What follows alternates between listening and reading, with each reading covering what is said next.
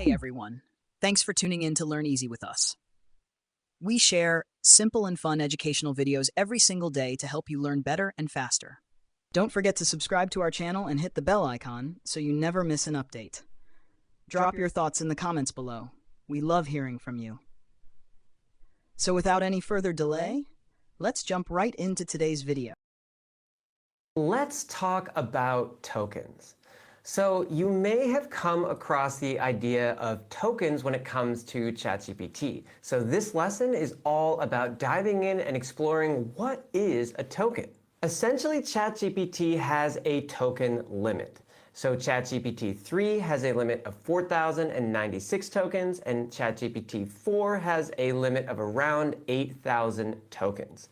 What that means is that if you wrote a prompt for ChatGPT 3 that used 4,000 tokens, that would only leave 96 tokens available for the response. Because yes, your input, the prompt that you put into ChatGPT and ChatGPT's response both count towards the token maximum. So what is a token? A token is about 4 English characters, or about 3/4 of a word. You can think of it as 1 to 2 sentences being 30 tokens, paragraph being 100 tokens, and 1,500 words being about 2,048 tokens, meaning this is about half of ChatGPT 3's token maximum. I'll link this page in the resources so you can go ahead and read all these amazing examples. It goes on to explain you miss 100% of the shots you don't take, contains 11 tokens, talks about token limits, pricing, exploring tokens, and we will dive into the tokenizer as well. What's interesting about this section here is that it explains that the same word in different contexts will create a different token. So for example, a lowercase red here in the middle of a sentence is a different token from an uppercase red in the same placement of the sentence, which is again a different token than a uppercase red starting at the beginning of a sentence. But if you'll look here at the bottom, each word corresponds to its token. So here the period is token number 13, and here the period is token number 13. This is because periods are often used in the same context. So ChatGPT is always able to understand the context of this period in all of these 3 sentences and giving it the same token value. It's my experience when you get close to exceeding the amount of tokens, ChatGPT's response starts getting less accurate and a little more nonsensical and less reliable. So there are a few tactics you can keep in mind to make sure that you're getting the maximum response out of ChatGPT, even if you're pushing up to the token limit. Not only does your input, the prompt you put into ChatGPT, count against the token limit, also ChatGPT's answer counts against the token limit, and ChatGPT uses the previous information in your chat to count against the token limit as well. What this means is if you've been having a long discussion about Paris or about France, and ChatGPT is able to remember your previous conversations. It's able to remember what we were talking about before. That's because in a long conversation, it will take in your prompt, it'll have its answer, and then whatever's left over in the token limit, it will look back that amount. And so it'll take in that specific amount of information that it can recall. So if you have a super long conversation, ChatGPT will no longer remember the top of the conversation because it will exceed the token maximum.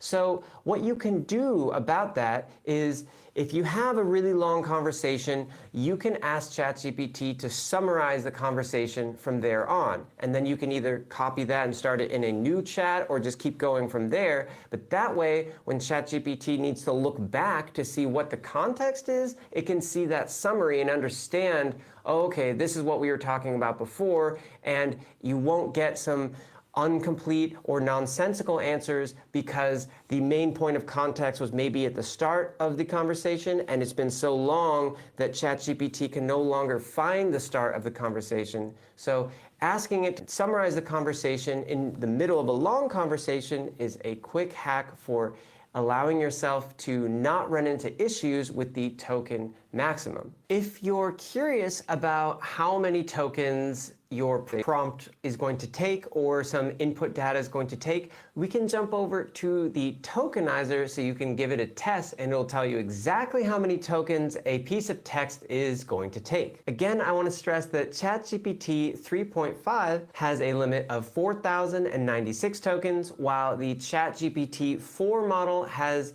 a limit of just above 8,000 tokens. Now here we're in the tokenizer, and what we're able to do here is see how many tokens a sentence will take. How many tokens will this take? Uses 7 tokens and 31 characters. This is a helpful rule of thumb. Let's just copy this text at the bottom and see how many tokens this takes. This takes 89 tokens. So if you're ever curious about how many tokens something is going to take, you can load up the tokenizer, paste your text in here, and it will give you an answer. It's not so important to know the exact number of tokens in a given model. The general framework is that there is a limit for how much input and output there can be. And if you're running into issues, like you're running into the maximum limit, and ChatGPT is giving you really truncated, short, maybe even nonsensical answers, it's because you're running into that limit. So one thing you can do is start a new chat so that you are not referencing the information of the past, which is taking up your token limit. Thank you for watching. We hope you learned something new in this video. If there's a topic we missed, or if you have any suggestions, feel free to drop a comment below. Want to talk to us about a specific topic or request a custom video?